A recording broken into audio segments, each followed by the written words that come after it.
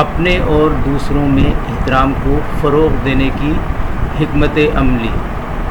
آئیے دیکھتے ہیں اس کے پوائنٹس، اس کا اوور ویو۔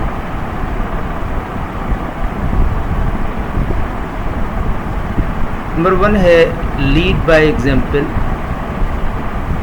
مثالی قیادت کرنا۔ پروموٹ سیلف ریفلیکشن، خود کی عکاسی کو فروغ دینا۔ 3 ہے انکریج اوپن ڈائلاگ، کھلے مکالمے کی حوصلہ افزائی کرنا۔ ٹیچ ایکٹیو لسننگ، فعال سننا سکھانا۔ پریکٹس امپیتھی، ہمدردی کی پریکٹس کرنا، مشق کرنا۔ 6 انگیج ان کولیبریٹو ایکٹیویٹیز، باہمی تعاون کی سرگرمیوں میں اپنے آپ کو مشغول رکھنا۔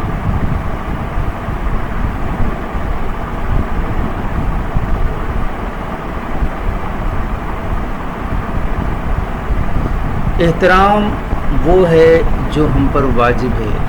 محبت ہم کیا دیتے ہیں؟ مجھے پختہ یقین ہے کہ عزت مقبولیت سے کہیں زیادہ اہم اور بہت زیادہ ہے۔ اپنی ذات میں عاجزی کے بغیر دوسروں کی عزت نہیں ہوتی۔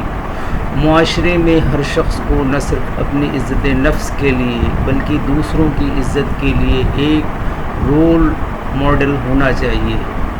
مثال کے طور پر رہنمائی کرنا، دوسروں کے ساتھ اپنے تعامل میں قابل احترام رویے کا نمونہ بنانا، ہمدردی، فعال سننے اور مہربانی کو دکھانا، خود عکاسی کو فروغ دینا، افراد کو ان کی اپنی اقدار، عقائد، تعصبات پر غور کرنے کی ترغیب دینا، خود آگاہی، دوسروں کے نقطہ نظر کو سمجھنے اور ان کا احترام کرنے میں مدد کرنا، کھلے مکالمے کی حوصلہ افزائی کرنا، افراد کے لیے اپنے خیالات، آراء اور خدشات کا اظہار کرنے کے لیے ایک محفوظ جگہ بنانا، ایک ایسے ماحول کو فروغ دینا جہاں متنوع نقطہ نظر کی قدر اور احترام کیا جائے۔ فعال سننا، بغیر کسی مداخلت یا فیصلہ کیے دوسروں کی توجہ سے سننے کی اہمیت پر زور دینا، لوگوں کی حوصلہ افزائی کرنا کہ وہ واضح سوالات پوچھیں اور سمجھ بوجھ کو یقینی بنانا۔ ہمدردی کی مشق کرنا، افراد کی حوصلہ افزائی کرنا کہ وہ خود کو دوسروں کے جوتوں میں ڈالیں اور ان کے احساسات، تجربات اور ضروریات پر غور کرنا۔ یہ ہمدردی، سمجھ اور احترام کو فروغ دیتی ہے۔ باہمی تعاون کی سرگرمیوں میں مشغول ہونا، افراد کو مشترکہ مقاصد کے لیے مل کر کام کرنے کے مواقع فراہم کرنا۔ باہمی تعاون کی سرگرمیاں ٹیم ورک، مواصلات اور متنوع نقطہ نظر کے احترام کو فروغ دیتی ہیں۔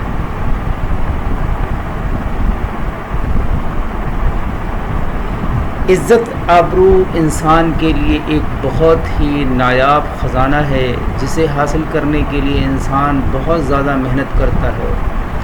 ہر انسان عزت و آبرو کا تحفظ چاہتا ہے۔ کوئی بھی شخص یہ نہیں چاہتا کہ اس معاشرے میں جو عزت ہے وہ خراب ہو اور وہ لوگوں کی نظروں سے گر جائے۔ طاقت کی وجہ سے کسی سے عاجزی کروا لینا، اقتدار میں رہ کر کسی سے احترام کروا لینا اور ظلم و ستم کے بلبوتے پر اپنی تکریم کروا لینا عزت نہیں، بلکہ حقیقی عزت وہ ہے جو بغیر کسی جبر کے کوئی دل کی گہرائیوں سے کرے اور یہ پوری زندگی پر محیط ہو۔